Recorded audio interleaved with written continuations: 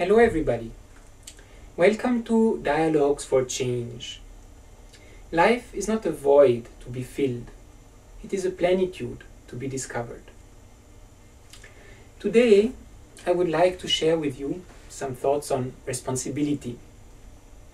This time it's actually my own thoughts that came about during a very, very beautiful collective intercultural dynamic where we try to listen to each other and exchange on the notions of responsibility as they appear in the different cultures of the world.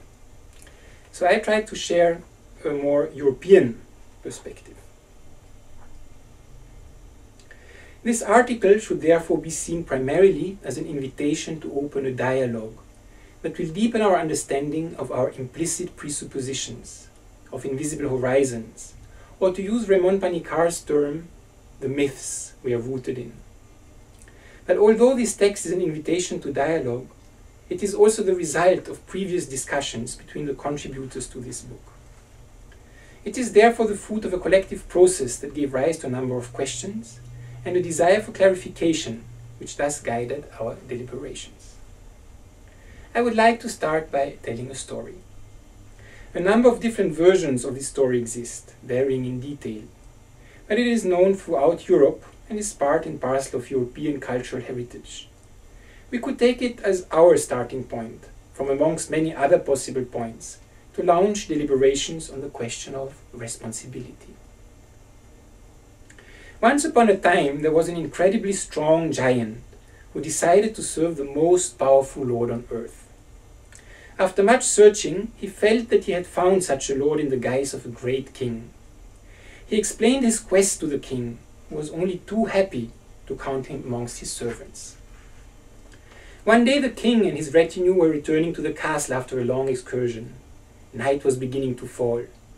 Since there was still a long way to go, the giant suggested taking a shortcut to cross the forest. But the king refused. He admitted to his fear of the devil, who was said to inhabit the forest. On hearing the king's words, the giant could not help thinking, if the king is afraid of the devil must be even more powerful than him.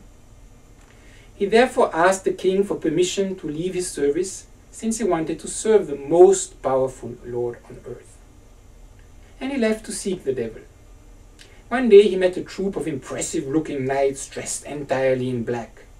He asked them if they knew where the devil could be found. The leader stepped forward and told the giant that he himself was the devil. The giant again explained his quest and was again taken into service, this time by the devil. He remained in his service for a while, until the day when, during an excursion, the devil refused to take a path where there was a cross, and admitted that he was afraid of Jesus Christ on the cross. It was therefore clear that Jesus Christ was more powerful than the devil. The giant once again left his master and began to search for Jesus Christ. He searched for a long while without finding him. One day he arrived in a village. The inhabitants told him that they did not know where to find Jesus, but that there was a hermit living nearby. Who could possibly tell him? The hermit told him that there was a great river near the village that travelers had difficulty crossing. He advised the giant to settle on the banks of the river and use his size and strength to carry travelers from one side to the other. He would thus be making himself useful and could also question the travelers about his quest. The giant followed his advice. For many years he took travelers on his shoulders and leaned on his great staff to carry them from one bank to the other. One night, during a storm, he heard someone calling. He could not see anybody each time he left his hut to look. The third time he spotted a small child who insisted on being carried to the other side. The giant finally said yes. He took the child on his shoulders and went into the river. With each step he took, the storm grew wilder and the waves grew bigger. It seemed to him that the child grew heavier and heavier. The giant fought with all his strength as he imagined himself already sucked under the waves with the child. But he finally succeeded in reaching the other bank. He put down the child and said to him, "I am happy that we have arrived. I was not sure that we would." I had the impression that I was carrying the entire world on my shoulders.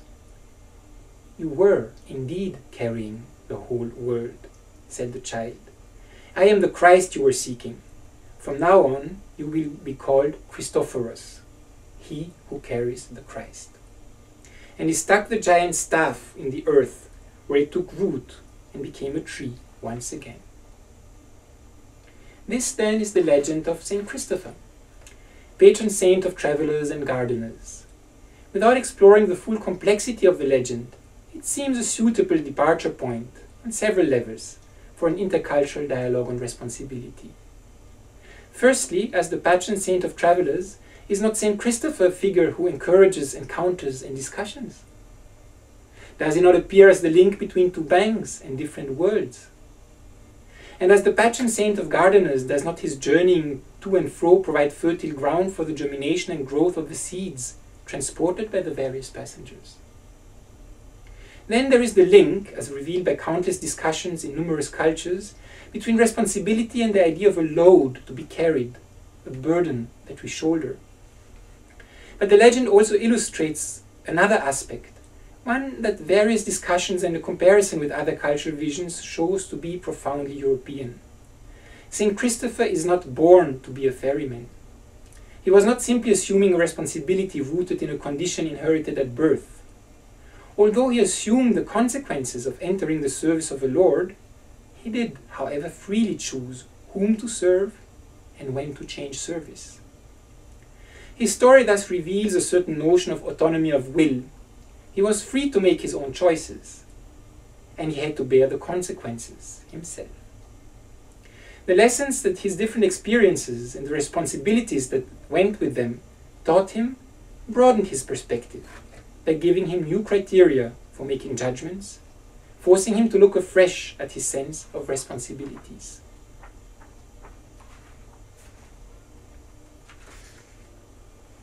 It would be constructive to use our intercultural approach to explore the symbol of human dignity, of humanity, depicted by the notion of dignity as perceived in the modern European tradition.